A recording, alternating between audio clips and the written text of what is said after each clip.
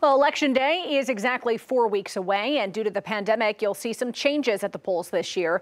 5 News reporter Tiffany Lee spoke with some local poll workers about those updates. Here at the Washington County Courthouse, poll workers have been in and out all day for training. They're training to learn how to keep themselves and others safe while working the polls this election season.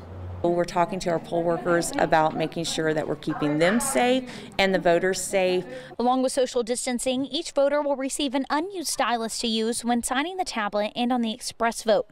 Then after voting, they will receive hand sanitizer, and the voting stations will then be wiped down after each use. Director of Elections in Washington County, Jennifer Price, tells us that there will also be extra precautions taken before voters get to their booth. So the plexiglass shield is to protect our poll workers and the voters when they're actually checking in, because that's the one process where the voter is with the poll worker for an extended amount of time, and they're having to answer those questions such as stating your name, your address, and your date of birth, and showing your ID. So we want to add that extra layer of protection for our poll workers and the voters as well. Poll worker Michael Shute says after today's training, he's feeling confident in the safety of in-person voting. The process is going to work well.